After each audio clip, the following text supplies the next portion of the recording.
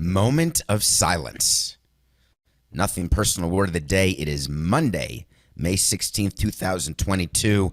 I don't know how your weekend was, but let me tell you how mine was. I was watching some games, very excited for all the Game 7s yesterday, and trying to wrap my arms around the news of the weekend, the number of mass shootings that it took place this weekend in Buffalo, in Milwaukee, more that happened yesterday at a church, Houston, Chicago.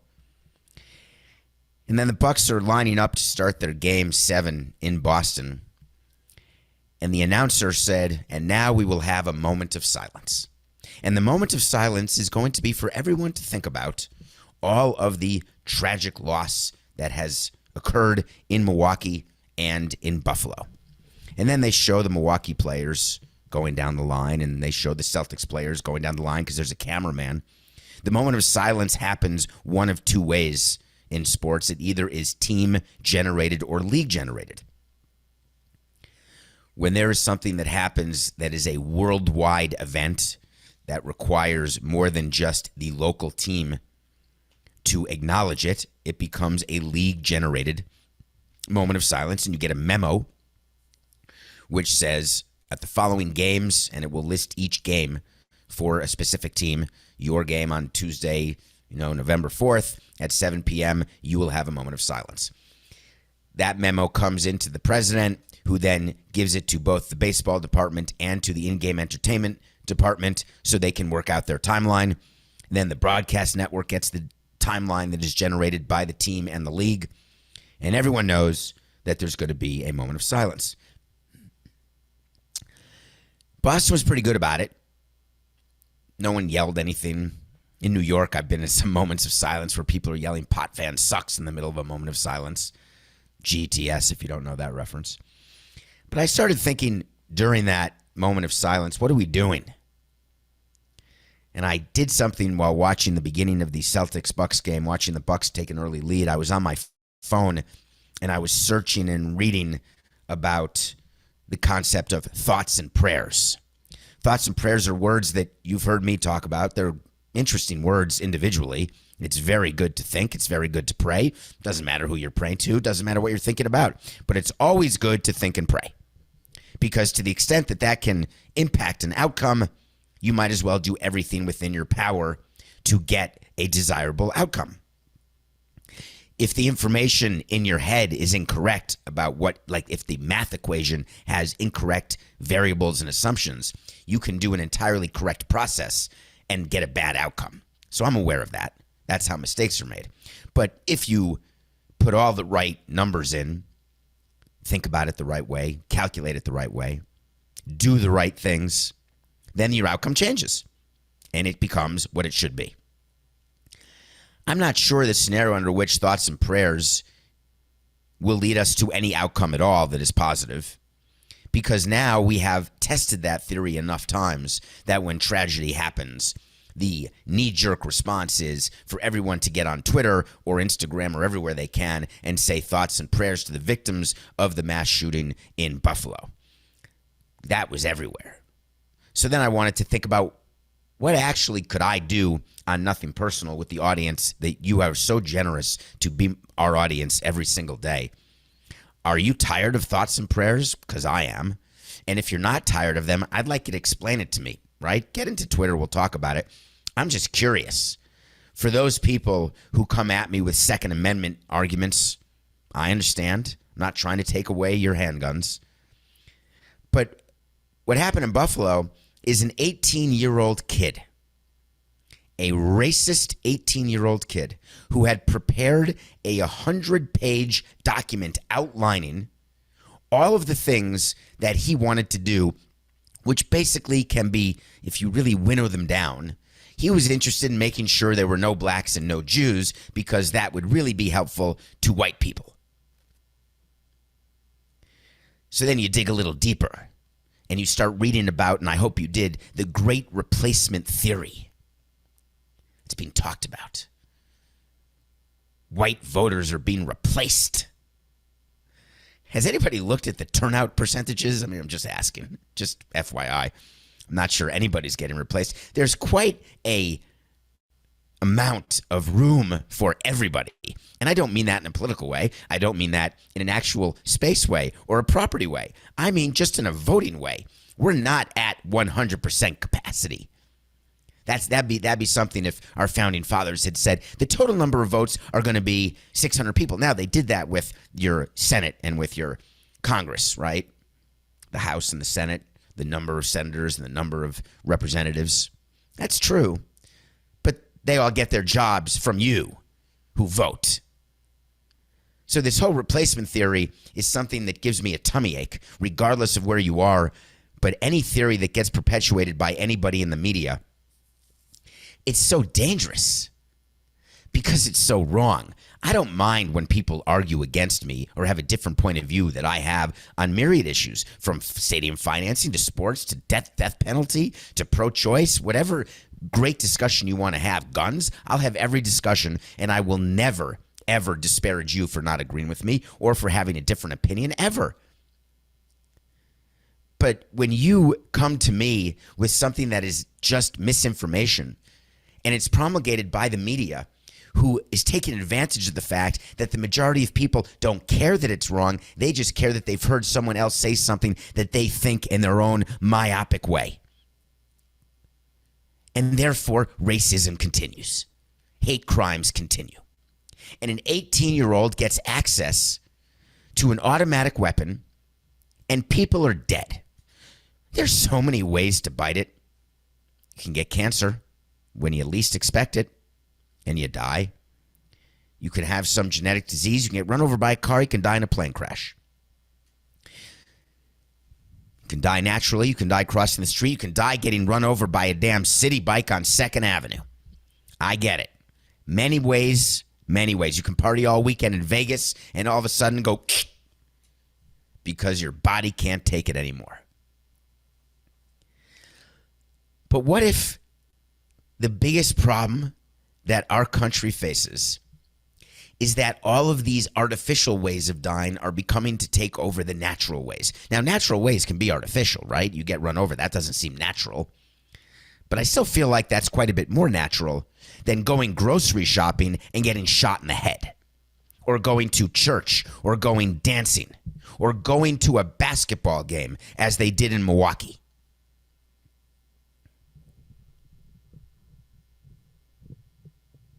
So when you are deciding, when you're watching sports, the escape of sports, and you hear a moment of silence, and you're thinking to yourself, is this in honor of someone who died? Is this in honor of someone famous who died?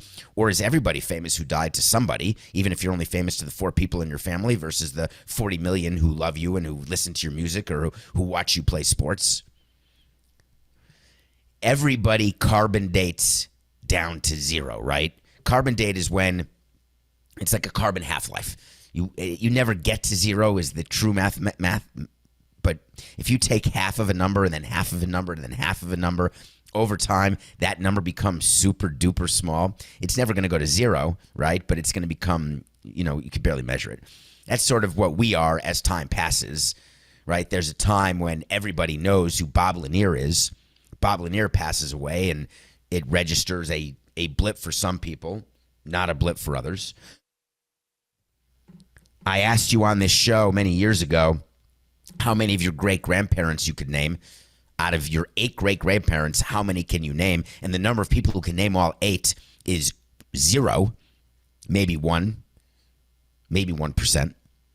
So let's say we're parents and then become grandparents, great-grandparents. We're pretty close to half-living down, carbon dating to 0. So therefore, what do you want to do? Do you want to take a position? Or do you want to ignore it? Do you want to think about things during your moment of silence and say, what can I do better? What should be changed? Or do you want to say, not my problem? It's the same with climate change, right? Everyone's doing the same calculation of sea level rise in Miami. Is this going to happen during my child's life? Or are we 100 years away or 200 years away when Miami's underwater? Or maybe everyone's full of crap and it's 500 years away, or maybe it doesn't matter because we're going to get hit by some sort of asteroid and the dinosaurs are going to come back. So just buy the piece of property right now and forget the sandbags and take the money and use it on something else if you are the local government. It all makes sense. It all ties together. And I wanted to tell you that this weekend I had an epiphany of sorts when I was watching and listening to that moment of silence, when I was thinking about my views of guns and what's going on with people and kids. This kid in Buffalo, the system missed him. The number of people who get missed by a system who then go on to commit crimes, it's still the kid's fault, but man, the system could have found him and caught him and kept him. So I was thinking about, what role do we have? And what do we do with that role? And then my crazy thought process got us back to the 2020, 2021, when everything became more cancel culture, more woke, and we talked about use of platform. Do you have one person to talk to? Do you have a million people to talk to? Everything goes together. So here is my proposal on a random Monday, given that we just had a weekend from HE double hockey sticks. I don't care if you like sports or hate sports. I don't care if you are conservative or liberal. None of it matters to me. If you wake up this morning on a Monday morning and you look back on this weekend and you say, hey, it's JAW. If that's really your thought, that it's just another weekend, fast forward like 2 minutes. But if by chance you woke up today grumpy, a little tired, a little foggy, and you said, now we start, it all boils down. Every issue, every problem boils down. Ready? Down, down, down, down. Vote.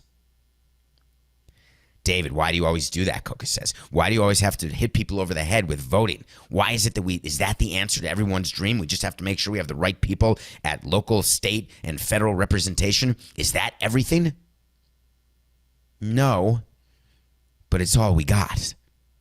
And when you do the analysis and you come to the conclusion that there is only one conclusion, when you realize that in order for you to effectuate change, you can lift all the sandbags you want on Washington Avenue and Collins Avenue. You can do everything you can to make sure that every woman has a choice to do with her body what she wants in whatever state she's in. You can start a clinic. You can take away the guns. You can make sure that you are taking care of if you see something, say something, there's a mental problem, we're going to bring it up and we're going to make sure they don't get lost in the system. You can do all that. The biggest change is the people that you cede control to are the people who get voted into office. And all the political talk, whether it's you're watching Fox or CNN or MSNBC, whatever you're watching, everyone's trying to put into your head, it's all about the midterms. We got to be careful of the midterms. We'll see if Trump's candidates do this. We'll see if Democrats finally say, let's make sure that women get to control their own body. Let's find out who the one-issue voters are. Let's do a deep dive into guns and who gets guns and who doesn't get guns. We'll put a Second Amendment person right next to a person who had their sister killed by a random bullet in Milwaukee. Let's get them all together, get them as guests. And then you'll do another show tomorrow. Tired of doing another show tomorrow.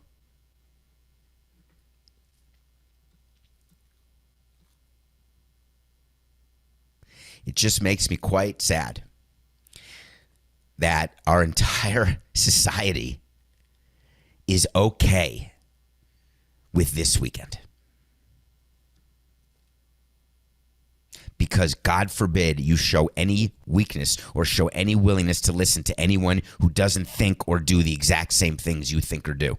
Go turn on the TV one day and see. Go turn on shows. Everybody's preaching to the choir. Does that work? Is that good?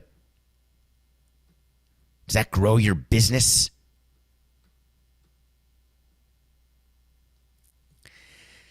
When this country was founded, go watch Hamilton if you want to learn a few lessons. The three branches of government are pretty fascinating to me, right? The legislative branch, the judicial branch, and the executive branch. The legislative branch are what we're talking about, Congress. The judicial branch are all those people in the black robes, right? And then the executive branch, that's the guy who lives in the White House. So there's three branches of government for a reason, and they work together in this extremely complicated yet so simple way that's supposed to serve as checks and balances. And the way rules happen, think about your sports and how different rules happen in sports, right? So enough people got hit in the head with a hockey puck that they said, we have an idea, even if you're Ron Duguay, why don't you just wear a helmet, right? That would make sense. And then some people got grandfathered in like Barry Beck and Ron Duguay saying, I don't need to wear a helmet. And then they get clonked and they're like, maybe I should wear a helmet.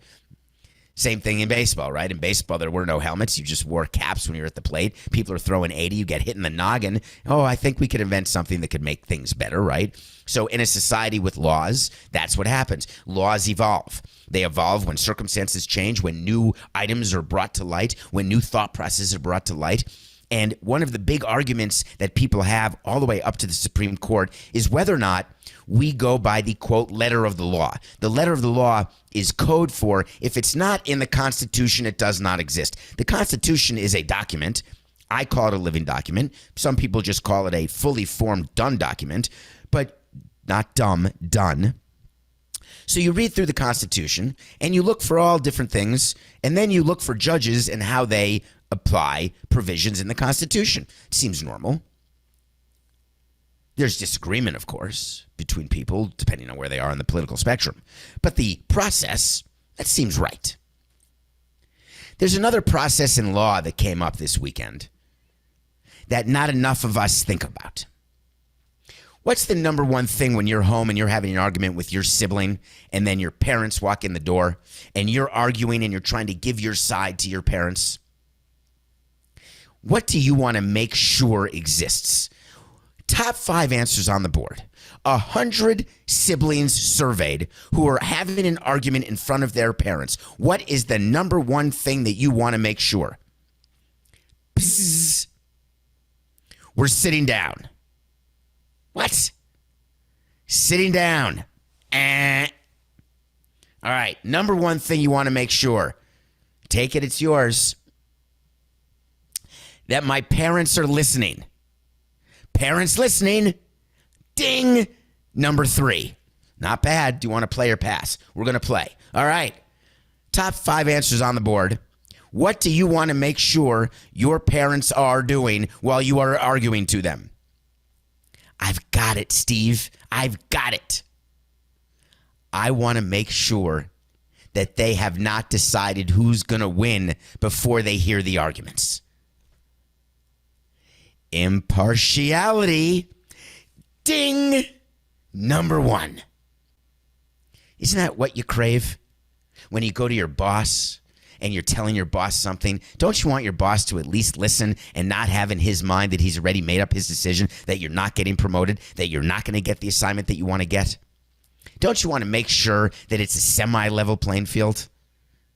You may lose, but at least you have a chance to win. To me, that is the gold standard of arguing. I've talked about that with any deal I've ever done. If you're going to negotiate a good deal, I'm not guaranteeing I'm going to win the negotiation, but I'm going to guarantee you that I'm not going to start negotiating until I know that there is a path to victory. And for there to be a path to victory, there has to be impartiality. Now, why is this in my head on a random Tuesday? It's not Tuesday, Coca. 6, 8, 9. Why is this in my head on a random Monday morning? It's because a lot is going on in the Supreme Court of the United States. And we talked about the Roe v. Wade and the fact that it is imminently going to be overturned. The draft opinion by the Supreme Court Justice Alito is going around. And we heard from another Supreme Court justice yesterday, and it blew my mind. His name is Clarence Thomas. He's a black Supreme Court justice. He's been around for, what is it, Coca, 25 years? And he is part of the conservative side of the court. And he gave a talk when he wanted to address what happened with the leak. So you see what's happening with the leak. Even the leak is getting politicized. People on the right are so upset about the leak, they just want to spend all their time catching the people who did the leaking. The people on the left are saying, I really don't give a flying rat's ass about the leak. I'm far more concerned that what was leaked shows that power of choice, the power of control by a woman over her body is going to disappear. But let's not quibble. Each of us has something we're trying to get better. So Clarence Thomas gets up and he says, I think what happened at the court is tremendously bad, referring to the leak of the document. It should have been unthinkable. Then he said, when you lose that trust, especially in the institution that I'm in, it changes the institution fundamentally. Please listen to that again. Because this applies to your family and your workplace. When you lose that trust, especially in the institution that I'm in, the Supreme Court, it changes the institution fundamentally. Now, when you lose that trust, especially in the relationship I'm in, it changes the relationship fundamentally.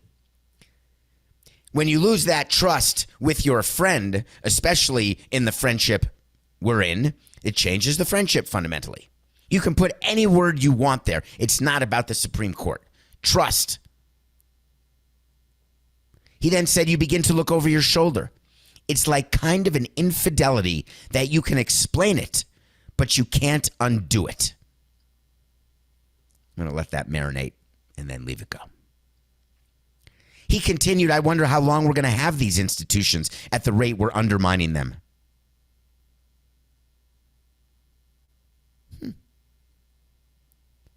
Clarence Thomas said that government institutions must not allow themselves to be strong-armed into delivering outcomes that people demand. Yahtzee. He said the quiet part out loud. Clarence Thomas said that government institutions should not allow themselves to be strong-armed into delivering outcomes that people demand. That means when you're voted into something, you are allowed to be so impartial and not act at the will of the people who voted you in, not act with the platforms that were used to get you in. Supreme Court justices somehow are voted in for life, whether they're Democrats or Republicans, whether they're conservative or liberal. It's a lifetime appointment. Someone had a great line this weekend. The only people who should have lifetime appointments are dictators. But I got to thinking about Clarence Thomas's lifetime appointment. And then it made me think about a case that he's involved in because he has a lifetime appointment. You see, Clarence Thomas is married to someone named Virginia. You can call her Ginny. Ginny has been involved in a lot of the events leading up to January 6th, has been very open and public about her desire to have the election delegitimized and bring Trump back into power. And there have been lawsuits that have been brought, including some that went all the way to the Supreme Court, like Trump versus Thompson, back in January of 22. Clarence Thomas has not once stood up and said, I am going to follow 28 USC section 455. Huh? Coca, I'm going to explain it. Please, can we give our audience the benefit of the doubt, please? Can we? And I know you know it, but I'm going to read it. Any justice, judge, or magistrate judge of the United States is required to disqualify himself in any proceeding in which his impartiality might reasonably be questioned,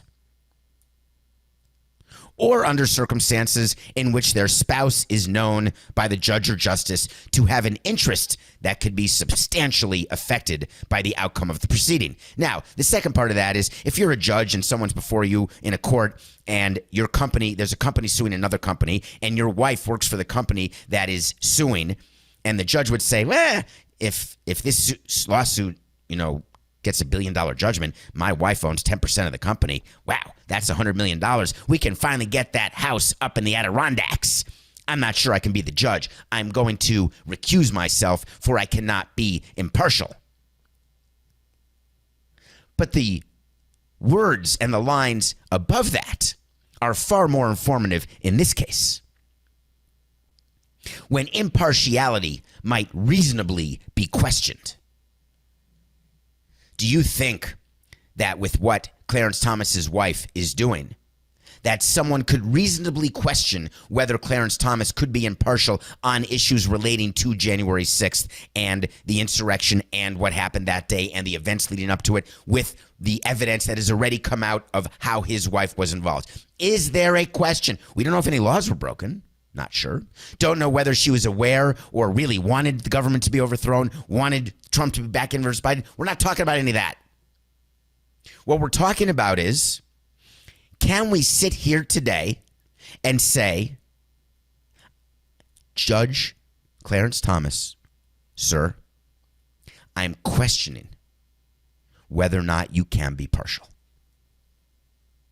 Clarence Thomas has decided that he has no conflict of interest. He has no reason to recuse himself at all. Why would he? Ginny, if you're listening, could you just pass on this one little note to Clarence?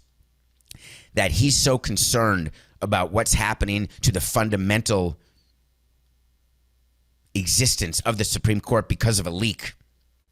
When the fact is that what is far more dangerous to the Supreme Court, which, by the way, does not have to follow that code that I read you. That is for all judges, not Supreme Court justices. Supreme Court justices are supposed to be above all that. They're supposed to self-regulate, self-police. They're supposed to recuse themselves just because they should, because they are the highest court in the land. But when it's so blatantly obvious, you'd think the self-policing would be simple. So, Clarence, as you close your eyes tonight and think about this past weekend and think about where this country's going, where it's been, where it is, what your role is, what your court's role is, don't forget the fundamentals. The fundamentals are that for your court to be respected the way you want it to be respected, it's not supposed to be political and it's not supposed to be partial. He's not going to change. When we come back, I'm going to tell you what I did on maybe last week, Friday, Thursday, Wednesday. I went to see a play on Broadway that you've all heard of, and I'm going to give you quite the review. And that was not very smooth, Coca. Okay, ready? 3, 6, 9. Thank you. When we come back, I'm going to review a Broadway play I saw, and it's going to be interesting to hear the difference between the way you think of the play and the way the play actually is. It's about baseball, and we'll get to our picks of the day. We'll be right back. Welcome back to Nothing Personal. It's a Monday, bit of a serious, manic Monday. A lot of Game 7s, 4 Game 7s yesterday, which should have been more exciting than they were. The basketball Game 7s were, I don't even know what to say. We'll talk about them after because I got to get to the review because I watch a movie every day, but I also watch TV series. I discovered a series this weekend, and I had not seen one episode. It's a series called This Is Us. I've now watched 2 episodes because I had a plane ride and I had watched a bunch of movies, but I just saw it on Hulu, and I said, my God, I've heard maybe they've won some awards. I'm going to start it. I've now watched 2 episodes. I cannot believe what I'm watching. I have about 103 to go. They're about 40 minutes each, so let's just say 85 hours to go. So I'm taking off the rest of the week, and I'm going to do a 20 to 24-hour-a-day binge of This Is Us. Nah, I'll be here tomorrow. So there's a play called Take Me Out on Broadway. The reason why you may have heard of it is because Jesse Williams from Grey's Anatomy is in it, and you get to see his penis. Yeah, shock value. Jesse Tyler Ferguson, Tony nominated for Modern Family. He's in it. No, he doesn't get naked.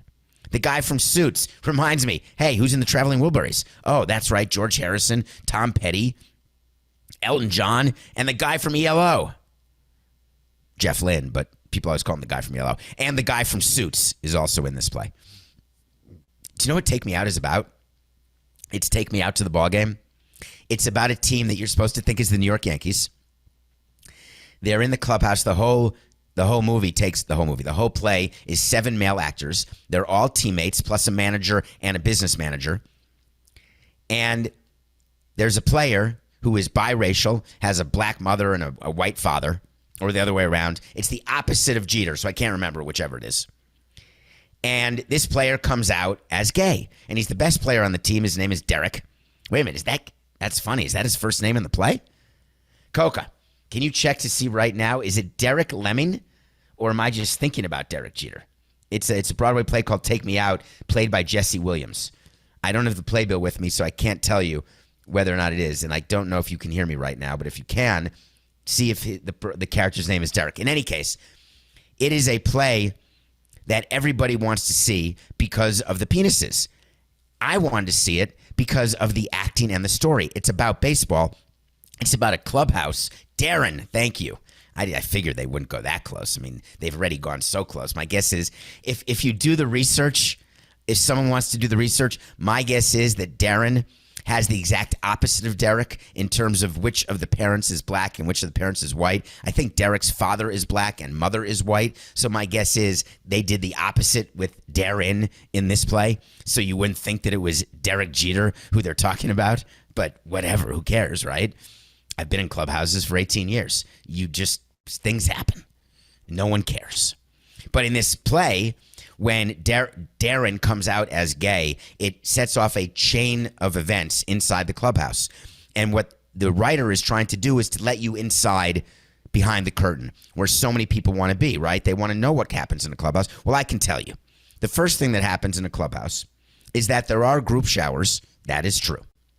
Nobody's attacking anybody in the showers when they're naked. That's not true. Fights happen between players in the clubhouse. True. Discussions happen once the fights are over to make sure that it stays in the clubhouse and doesn't get brought out onto the field. True. You can win games with a clubhouse of players who do not like each other. True. So there's a lot to Take Me Out that is not accurate, but there's a lot that is accurate, and it's a limited run through June 11th. But the reason why this play has gotten so much attention is because of the penises. There are scenes in the shower. They literally, part of the set is they bring down shower heads, and there's actual water that comes out, and these big strapping men, they're not going to shower in their skivvies because they're going to shower in what they always shower in. There are naked guys in the clubhouse all the time.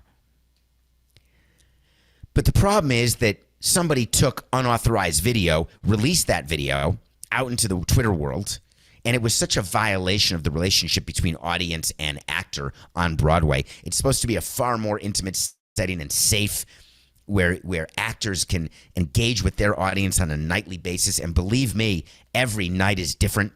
The play is different every night. There's a subtlety that's different. There's a line that's missed. There's a block that's missed, a cue that's missed, and the audience doesn't know unless you go every day.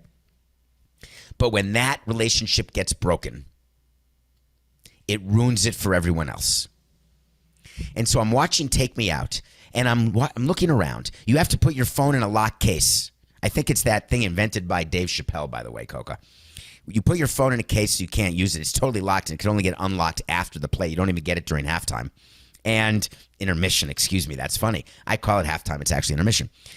Somebody snuck in a phone, took the video, and so people had an advance preview of whether or not Jesse Williams was Jewish, and from the waist down. And so the scene happens. His clothes come off. He jumps in the shower, and there's sort of an audible gasp in the crowd, but it's masked by silence and discomfort. You're looking down below the border when you want to listen, you want to hear, you want to not look like you're looking down, but you are looking down. You want to just look down for a minute like it's some sort of solar eclipse, but then you look so long that you think you're going to go blind. It's normal, folks. Everybody's doing this. But that comes at the most important part of the play from a prose standpoint, from a character arc standpoint, from a moving the story along standpoint. It is so important that during the time you're seeing Jesse Williams, that you're listening to him, that if you spend so much time gawking, what ends up happening is you miss one of the main parts of the play that makes the rest of it just a little bit confusing. Why do we live in a place that it's still so crazy to see a penis? Now, granted, because of my job and what I've done in my life in clubhouses, it's just normal, right? It's just, what's the big deal? Maybe because he's on Grey's Anatomy? Could that be it? I don't know. But Take Me Out, if you can get tickets, and you can, don't go see Take Me Out because you want to be part of the rush of people who want to see nude guys. Go see Take Me Out if you want to see something well written with a very important point that is applicable to 2022. Don't go see Take Me Out if you want to know exactly what happens in clubhouses. Just come to Nothing Personal. Okay. Did you watch the Game 7s? I wanted the Bucks to win so badly. You know I love the Bucks. Do you ever watch a game where you just know what the outcome is going to be? That when your team is up 10 early in a basketball game and you know that it's about as meaningless as hitting a good first golf shot and saying, oh my God, I'm going to get a birdie. Right? There's so much ground left to cover that it's ridiculous to start getting excited too early. Like the premature, irrational exuberance is so significant in that instance. So the Celtics are hitting shots in ways that when you hit shots, you just say to yourself, we're going to lose. In baseball, that happens when there's duck farts or when there are errors that happen or things that happen just too many times during the course of a game where you can withstand one of them. But when they happen back to back to back, inning to inning to inning, your view is that's just this game. We're going to lose this game. Now, in baseball, I never felt that we were totally out of a game because you could always have an 8-run eighth because there's no clock. But in a game with a clock, you know that you're going to run out of time and you can't buy more time. It's not like there's extra time like in the Liverpool game I watched this weekend. So the Celtics hit shots. That's it. The Bucks go home. They can't defend their title. All my wait to sees. Poof. Wait to see is when I tell you something's going to happen, and then I revisit it, even when I'm wrong. How many people... Did you watch the network yesterday who did the Bucks-Celtics game? It's so good. So, before the series, I had the Celtics beating the Bucks, but I got the Bucks not being able to lose 2 in a row. So I'm going to go with the Bucks, and if they lose, I pick the Celtics anyway. If the Bucks win, the Celtics win. Either way, I'm a winner. And then they don't hear about it again when they're losers. I told you on July 21st of 2021, almost a year ago, that the Milwaukee Bucks were going to repeat as NBA champions. I really believe that if they had beaten the Celtics, that they would have been in the Eastern Conference Finals. We lost that way to see. And then just last week, I told you the Bucks would beat the Celtics in this series. April 29th, Bucks over Celtics. Nope. That's another wait to see that didn't work. No. So now my wait to see is about the NBA. You've got the conference finals starting tomorrow. It's very, very many people in Florida, by the way, are very disappointed that the Panthers and the Heat are playing on the same days. Mostly people in the media who want to cover both. And with my Aunt Fritzy used to say, with one tuchus, you can't be at 2 dances. Tuchus means tushy, and she's right, meaning you can only be where you are.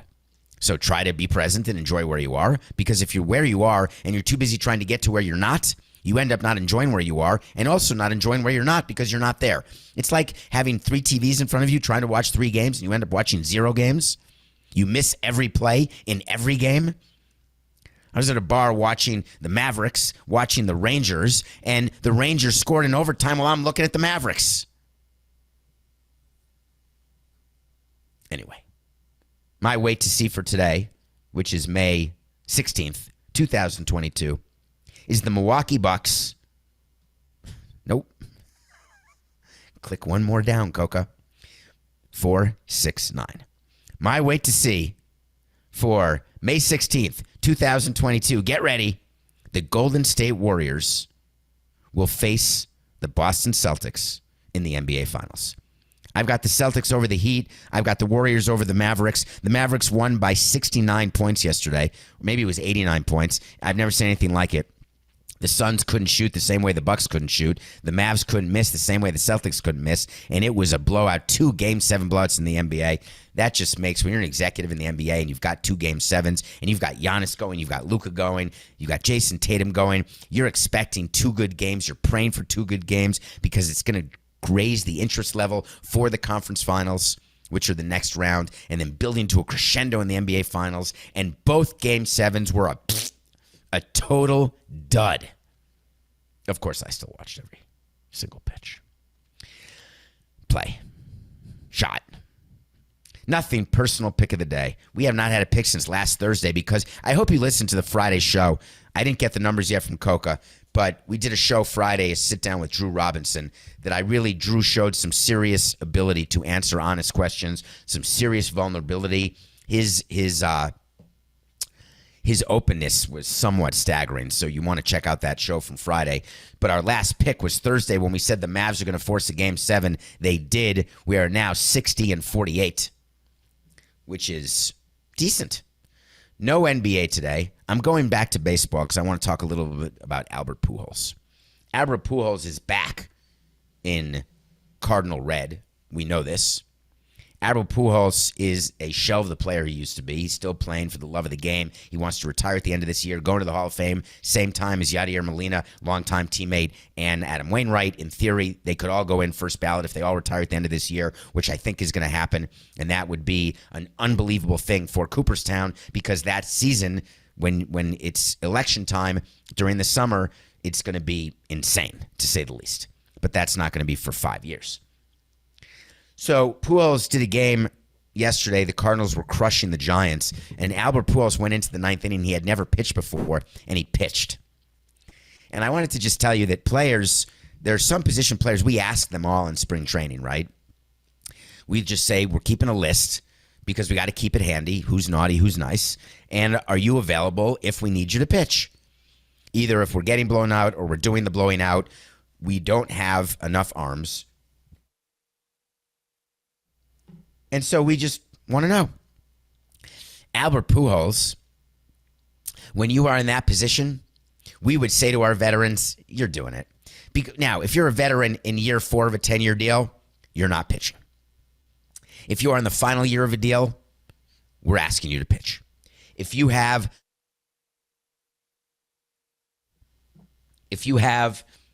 free agency pending and we know we're not going to sign you, you're pitching. If you are a superstar like Albert Pujols, who is not playing on to next year, you're pitching. Now they're going to ask him first because he's earned that, but he said yes. So did you see him on the mound against the Giants? He is going to go down in history now with, I don't think he'll pitch again this year. He gave up a bunch of home runs. I think his ERA is now 32 because he did get 3 outs. So I don't know how many runs he gave up. I guess he gave up 3 runs. Why wouldn't he have an ERA of 27 then? If you pitch 1 full inning and give up 3 runs, your ERA is 27. Where's the box score of that, Coca? What is Pujols' ERA of the Giants-Cardinals game? If you give up 4 runs, why wouldn't that be a 36 ERA? Interesting. So, we'll get you that math in a minute. So that was the second most exciting thing that happened for me yesterday. And I want to end the show with something that made me smile. Here goes Pujols. His ERA is 36, so he gave up 4 runs. 9 times 4 is 30. Did you know that's how earned ERA is calculated? If you get 1 out and you give up a run, then the assumption is that you're going to give up a run for every out, right? So your ERA is going to be, that's 3 runs an inning, right? 9 times 3, 27. Yeah, whatever. Okay. Did you watch the Reds game? Did you read about the Reds game? Something happened in baseball. I was with someone yesterday, and they said what happened yesterday has never happened before. And we said, nope, everything's happened before in baseball. It turns out yesterday was the 6th time that a team threw a no-hitter and lost the game. The Cincinnati Reds, bless their soul, they did not give up 1 hit to the Pittsburgh Pirates. They go into the 9th inning tied at 0. It's unbelievable the game that Hunter Green is having, that really highly touted prospect whose ERA is like in the 6s, who throws at 125 miles an hour. He's got decent secondary stuff, but just he's young. It happens. Not everyone can dominate first year up. So he's having a great game. He gets pulled. It's going to be a combined no-no, but the offense can't do anything. All of a sudden, you get a walk. No problem. That's not a hit. Walk. No problem. That's not a hit. Walk. No problem. Bases loaded, 1 out. Let's just get a double play. We're going to play halfway, which is double play depth, which is we're in at the corners and we're sort of even with the bag at second and short. Ground ball. Plop, plop, plop. They go for the double play. They don't get the double play. It was the bottom of the 8th. Sorry, Coca. They don't get the bottom. Stop. They don't get the double play, and Pittsburgh scores a run on a force out. No hits. Pittsburgh won the game 1-0. Their score, box score, 1 run, no hits, no errors. 1-0. I hadn't seen that in years. It had been like 2008 with the Dodgers. So everyone, of course, is going on and on social media saying this is so typical. This is normal. This is how it rolls when you're the Cincinnati Reds. Meanwhile, they're not looking around at all the other crappy teams. It's not just the Reds. People should be more upset with the Tigers right now than the Reds. The Reds don't have a good team. The Tigers have a good team, and they have very similar records. People should be upset about the Red Sox, who have a similar record to the Reds and have a payroll that is 4 times the size. But people are piling on the Reds. And when you're an executive of the Reds, I was imagining what Phil Castellini was thinking. Like, this can't be happening. Is it possible that we are not going to get credit for a no-hitter and we're going to add a loss to our ledger? It can't be. It doesn't cost them any business. It really doesn't. It doesn't make people in the industry say, oh, the Reds are worse or better, or oh, what a crappy team, or what bad luck. When you lose a game like that and you're the Cincinnati Reds, you know what the players do at the end of that game?